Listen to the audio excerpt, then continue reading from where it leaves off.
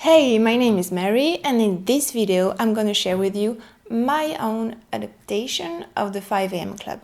So if you're not familiar with the work of Robin Sharma, I encourage you to do some research yourself, especially about the 5 a.m. Club. But I'm pretty sure that if you click on this video, you already know what I'm going to talk about. So let's get to it. I'm here to share with you my own adaptation of the 5 a.m. Club. Why did I decide to adapt it? Well, for me personally, 5 a.m. was too early, and it was the exact reason why I put it off for so long, even if the concept was really attractive to me. There are 3 sections in the experiment, 3 equal sections of 22 days. This video I will only explain my experience from the first phase of 22 days. I have few advices for you. The first one, think about your why. I'm sure you heard it somewhere else, I'm not the first to say it, but it's really important.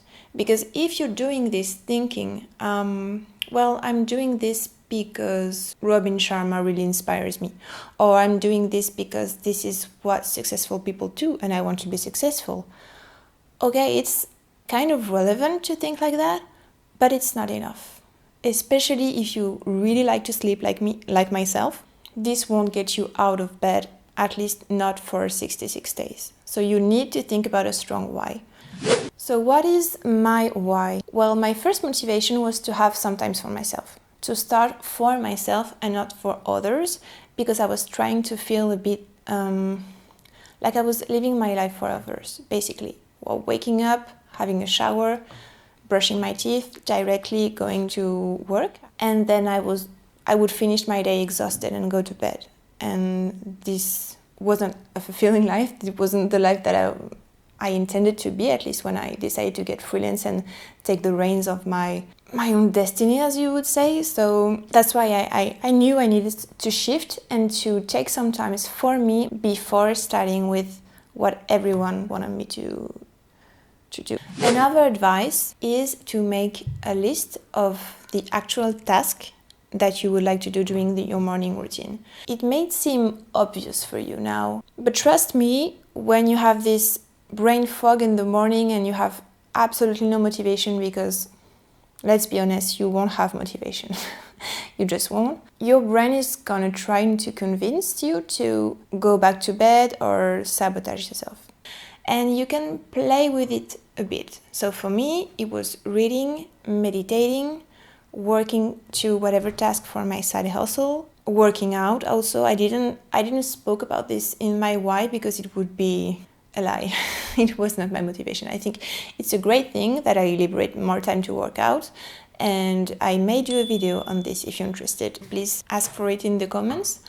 But yeah, my relation with working out is quite complicated, and it's, I think, a good side effect on this experiment, but it was not my motivation to begin with. I encourage you during the first phase to try to switch things a bit and see how it makes you feel. Like, for example, I had the idea of this kind of gentle, slow morning that I would build up little by little. So I was thinking first meditating, then that I have my mind free and clean, reading a book so that the information infused directly into my brain, and then having, I was going to say having a coffee, I don't drink coffee, having my matcha and working out now that I'm a bit more awake. This was a total failure. What works for me is waking up directly without even thinking about it, getting myself out there and go out with the dog, then coming from home, working out, and after the workout, having my shower and meditating and reading. That's what is currently working for me.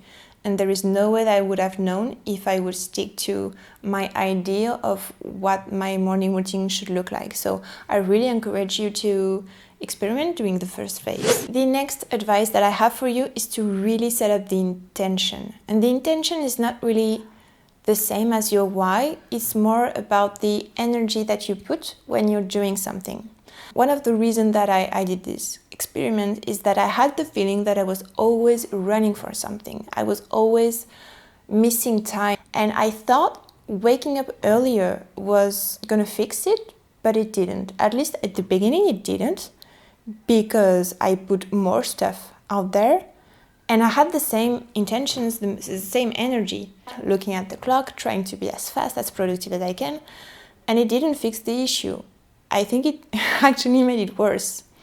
So this is a reminder for you to try to be the most present as you can. If everything is scheduled accordingly, you already know what you're going to do after and you don't have to think about it. So when you're doing something, be present and don't think about nothing else. It helped me so much that I just have to share this advice. And to finish, I know that this experience, at least for me, it's a really inspirational experience, and you have an expectation of how you're going to feel and how amazing it's going to be for you, for your motivation, for your energy. But I want to be honest and to share the whole spectrum of my experience. The first one, you are going to feel tired. You're not always going to be really cheerful for people around you, so it's good for you to be self-aware about this and work on it, because nobody has to suffer for your own experience in your own life. And then when I feel tired, I tend to feel more stressed, and when I feel more stressed, I tend to have more bloating. Not only it's painful, but also it's really tiring. So you're already tired and you have this kind of slow digestion that makes you even more tired, and you tend to think, why am I doing this to myself? I want to stop now. Just so you know, you don't have to give up because of this reason. For me, what's working is to try to distress as much as I can, and my way of doing this is going to be different to your way of doing this. I like to take long walks with my dogs in nature. I like to go to the spa that is currently at my gym. I'd like to meditate properly, because sometimes I'm trying to do a productive meditation. It is kind of counterintuitive and it doesn't work. But when I do it properly, it does work. So try to find those switch off activities that you can do for your brain, for your level of stress, because it's really important for you to be able to take a breath.